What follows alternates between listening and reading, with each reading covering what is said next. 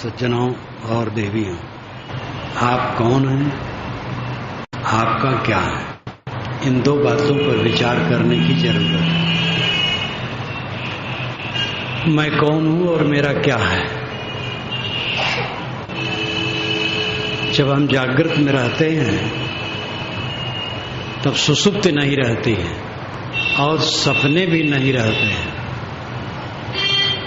और जब हम सुसुप्ति में रहते हैं तो जागृत नहीं रहता है और सपने नहीं रहते हैं। सपने में रहते हैं तो जागृत सुसुप्ति ये नहीं रहते हैं, लेकिन हम तीनों में रहते हैं। जागते समय जगत को देखते और जानते हैं, सपने में सपने के दृश्यों को जानते हैं, गाढ़ी नींद में सबके अभाव को जानते हैं, सुख से सोया ये अनुभव होता है। तीनों अवस्थाओं में जो दृष्टा है, जानने वाला है, ज्ञाता है, वो आत्मा है। ये तीनों अवस्थाएं विकारी हैं,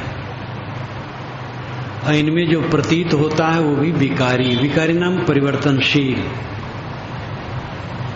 लेकिन जो तीनों अवस्थाओं का दृष्टा और साक्षी है वो निर्विकारी है, उसमें परिवर्तन नहीं। आज से 50 वर्ष के पूर्व मेरा मित्र छूट गया था, बड़ा प्यारा था, नहीं रहा। ये कष्ट आज होता है तो ये स्थिर तत्व है, उसी को तो अनुभव होता है जो स्थिर तत्व है। 50 वर्ष की पूर्व की घटना 40, 30, 90 वर्ष की उम्र वाले को 80 वर्ष पुरानी घटना याद होती है कि मेरे अमुक अमुक मित्र थे, नहीं रहे, अमुक शत्रु रहे, नहीं रहे। तो ये अस्थाई जो है जानने वाला स्थिर तत्व मैं के रूप में मैंने जाना, मैंने नहीं जाना, ये दो वृत्तियां होती हैं, भाववृत्ति अभाव वृत्ति। जाना नहीं जाना, इन दोनों का दृष्टा कौन है? आत्मा। आप स्वयं मैं के रूप में मैंने जाना, मैंने नहीं जाना। जो जाना वो विकारी है, जो जानने वाला है वो निर्विकारी है। जो कुछ जानने में आता है सब परिवर्तनशील है, और जो जानता है अपरिवर्तित है, वही का वही है। कल भी मैं वही था, परसों वही था, 10 वर्ष पूर्व वही था, आगे भी वही रहूंगा। आत्मा में परिवर्तन नहीं है, ये जीव में परिवर्तन नहीं है, वो स्थिर सत्ता है। लेकिन वो जो कुछ जानता है सब परिवर्तनशील है। स्वप्न का दृश्य सुसुप्त में नहीं, स्वप्न और सुसुप्त दोनों दृश्य जागृत में नहीं, जागृत का दृश्य सुसुप्त में नहीं। तीनों अवस्थाओं में ये जीव आता जाता है, तीनों के दृश्यों को देखता है, जागृत के प्रपंच को देखता है, और स्वप्न जागृत के प्रपंचों का प्रतिबिंब होता है, उसको देखता है, और सुसुप्त में सबके अभाव को देखता है। ये रीझता है, वो खींचता है और अकेले रह जाता है। जागृत के प्रपंच को देखता है, उसमें रीझता है और खींचता है, और फिर अकेले रह जाता है, उसके साथ कोई नहीं रहता है। स्वप्न के प्रपंच को देखता है, जागता है, सब खो जाता है। सुसुप्त के आनंद को देखता है, जाग जाता है, वो आनंद चला जाता है। एक जागृत अवस्था में ही आप जिस कक्ष में बैठे हैं वहां के दृश्यों को देखते हैं। आपका कमरा है, टीवी रखा है, कहीं जल का कलश रखा है, कहीं कपड़ा टंगा है, कहीं मेज कुर्सी है, कहीं और कुछ है, देखते हैं। बाजार जाते हैं तो सड़क में जाते हैं, सड़क देखते हैं। बाजार पहुंचे तो बाजार को देखते हैं, वहां की चीजों को देखते हैं। घर वाला छूट गया, जिस कमरे में रहते हैं वो भूल गया। जब कभी ख्याल हुआ तब आता है, ख्याल नहीं तो भूल गया। हरदम ये दृश्य भागता चला जाता है। अपने बच्चे को आप देखें, उसके बचपन में, अब वो जवान हो गया और उसके बच्चे हैं, उसको देख रहे हैं।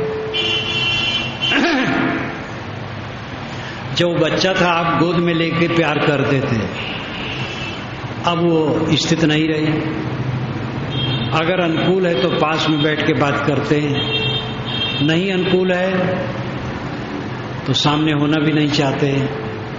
विवाह जब हुआ था पति पत्नी में जो पारस्परिक आकर्षण था अद्भुत था, अब वो नहीं है। आकर्षण है ही नहीं है, बल्कि और विकर्षण हो जाता है।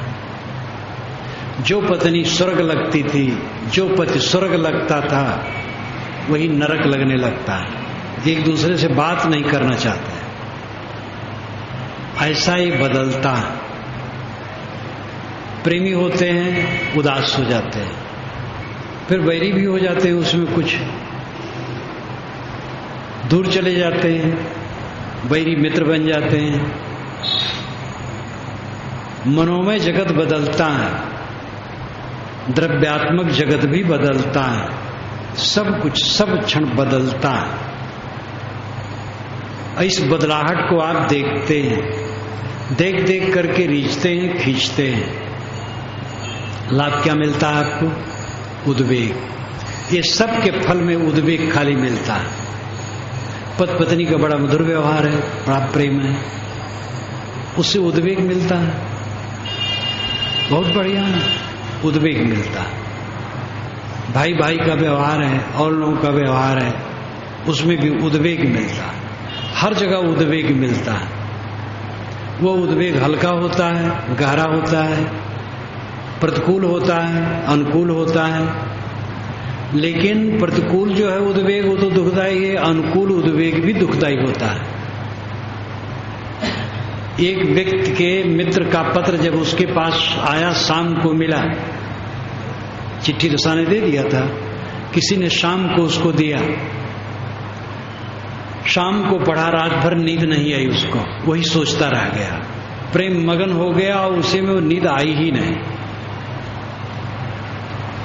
कहीं प्रतिकूलता में चोट लग गई तो किसी को नींद नहीं आती है, लेकिन यहां अनुकूलता की ऐसी गुदगुदी आई कि करवट बदलता रहा और नींद आई ही नहीं।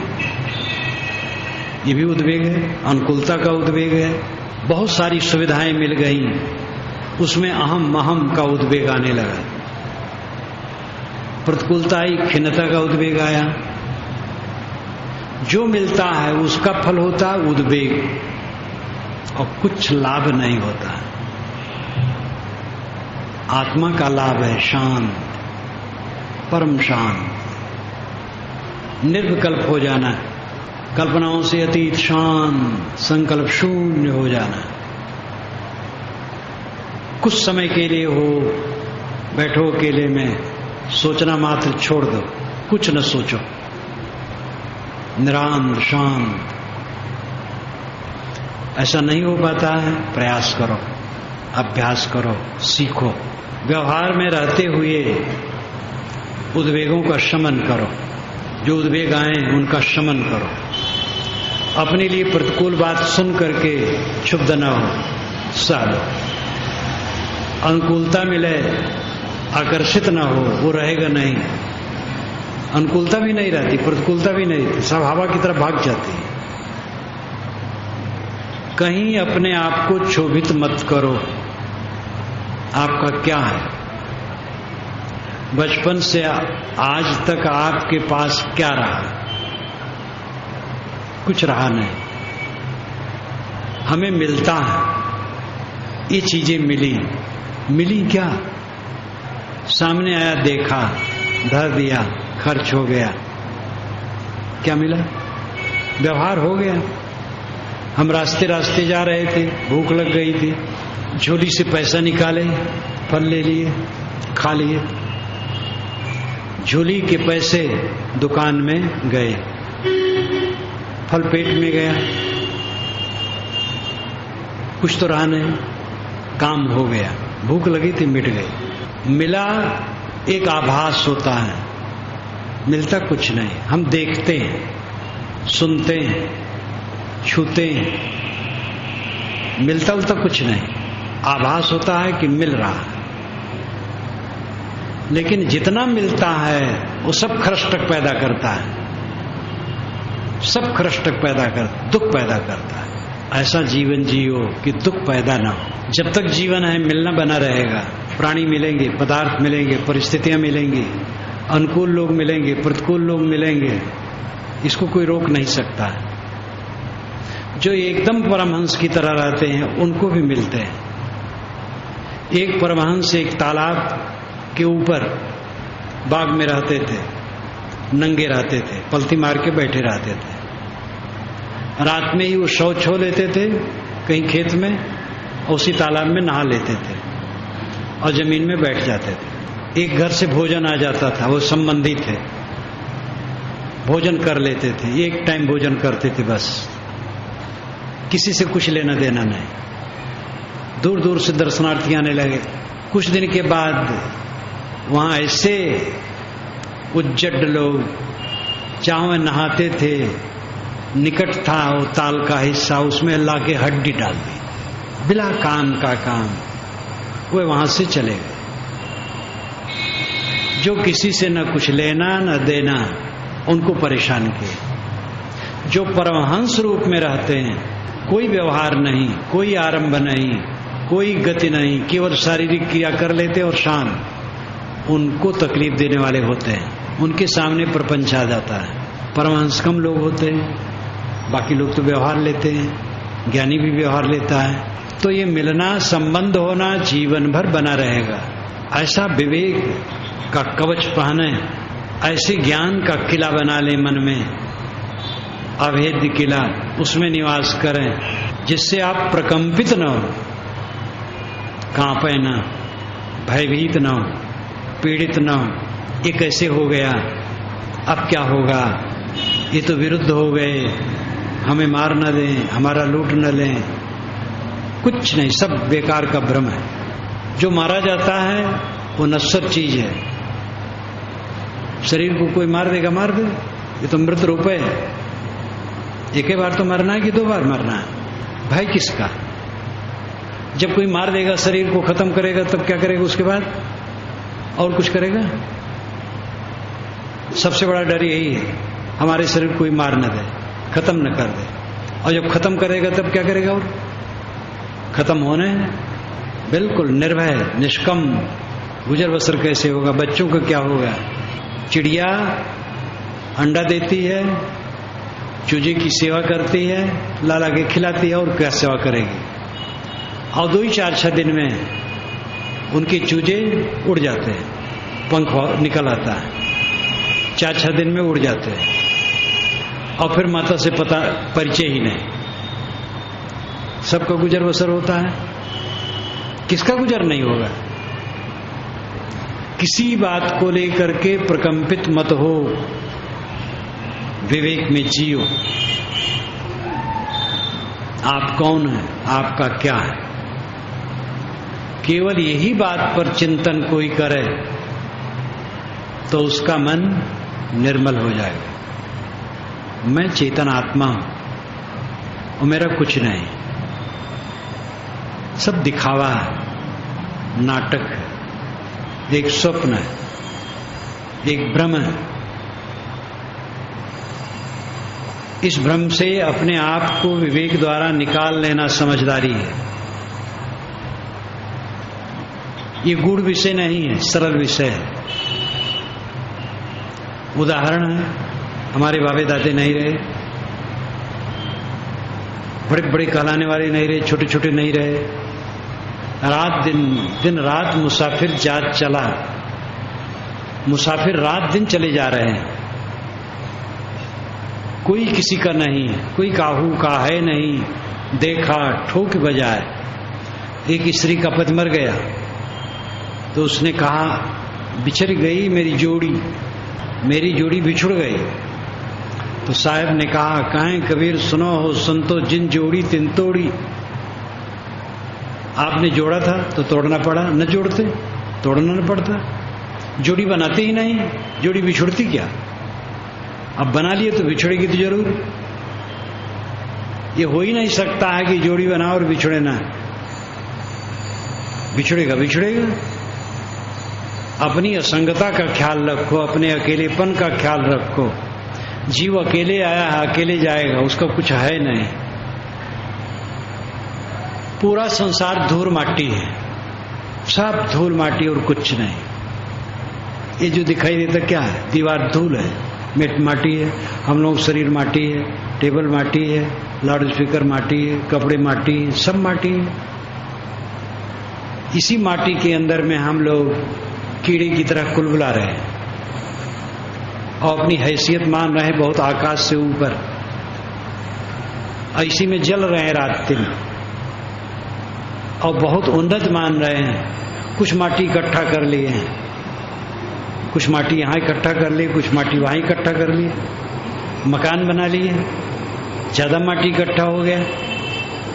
हम लोगों का आश्रम और ज्यादा बड़ा बन जाता है क्योंकि परिवार ज्यादा हो जाता है साधुओं भक्तों का, तो हम लोगों का माटी और ज्यादा हो गया। यही तो धनी हो गए। क्या धनी हुए? माटी के ऊपर कुछ बटोर लिए जो क्षण क्षण बदल रहा है। आप हीरा, हीरा तो पाथर है, उदाहरण देना पड़ता है। वस्तुतः आपके लिए अन्योन्य अलंकार लगता है। किसी का अन्य का उदाहरण संभव ही नहीं है। आत्मा के समान कौन है? आत्मा। आत्मा के समान दूसरा हो ही नहीं सकता है। इसमें अन्योन्य अलंकार लगता है। आत्मा के समान आत्मा है, ये अन्योन्य अलंकार है। गगनम गगनाकारम सागरम सागरोपमा राम रावणयोर युद्ध राम रावणयोरिव, ये वाल्मीकि रामायण में आता है। आकाश आकाश के समान होता है। आकाश किसके समान होता है? आकाश के समान, उसके लिए उदाहरण ही नहीं है। और सागर सागर के समान होता है, समुद्र समुद्र के समान होता है। राम रावण का युद्ध राम रावण के युद्ध के समान है। ये राम रावण के युद्ध की महिमा में लिखा गया काव्य है। इसको कहते हैं अन्योन्य अलंकार, जिसमें दूसरे का उदाहरण न हो, उसी का। आत्मा के समान आत्मा है। हीरा क्या है? पाथर। खाली महिमा में कह दिया जाता आप हीरा है, आत्मा हीरा है। आत्मा के समान आत्मा, आत्मा दिव्य। आपका स्वरूप आत्मा है और वो दिव्य है, निर्मल है, उसमें दुख नहीं है। दुख हम आपने बनाए, बहुत से दुख बनाए, देख देख कर, सुन सुन कर, मान मान कर, सोच सोच कर, मोह किए, वैर किए, अनुकूल माने, प्रतिकूल माने, मित्र माने, शत्रु माने, हानि माने, लाभ माने, बस उसमें रात दिन पचते। जागृत स्वप्न सुषुप्त तीनों अवस्थाओं में जो कुछ प्रतीत होता है, इन प्रतीतियों में अपने को डाल करके झुलसते रहते। शीतल हो जाओ, सब कुछ से आप परे हो। सब नाटक के समान आता है और जाता है और कुछ रहने वाला नहीं। किसी का कुछ रहा नहीं है और किसी का कुछ नहीं रहेगा। यह समझ करके अपने मन में विवेक, धैर्य रखना चाहिए और किसी स्थिति में विचलित नहीं होना चाहिए। मन को समय समय से एकाग्र करना चाहिए, निर्विकल्प करना चाहिए, कल्पना रहित। सारी कल्पनाएं छूट जाएं, चित्त शांत हो जाए, ऐसी अवस्था में जाना चाहिए। जागृत में रहते रहते, व्यवहार में रहते रहते, खाते पीते, काम धंधा करते, हंसते बोलते, विकारों से रहित रहना चाहिए। कोई विकार में न रहे, राग में, द्वेष में न रहे। असली कमाई जीवन की यह है, मन की निर्मलता, मन का संयम, मन की शांति, मन की तृप्ति, ये जीवन की असली कमाई है। मैंने आपसे कहा था, आप कौन हैं, आपका क्या है? आप शुद्ध चेतन आत्मा है। अब आपका कुछ नहीं, व्यवहार है। व्यवहार में लगता है मुझे कुछ मिल रहा है, मेरा कुछ है, लेकिन यही मन का धोखा है। इसी में लिपट करके सब जीव जलते हैं। जो सब समय समझता है कुछ मेरा नहीं है, केवल व्यवहार है, वो अपने आप को सबसे निकाल करके रखता है, इसलिए उसका मन शीतल रहता है। यह काम करो, भक्ति हृदय में पहले भक्ति होनी चाहिए, श्रद्धा होनी चाहिए, सेवा भाव होना चाहिए, तब चित्त निर्मल होगा और निर्मल चित्त में ज्ञान उदय होगा, तब यह दशा आएगी। इसलिए भक्त सेवा सत्संग में लग करके ये काम करना चाहिए।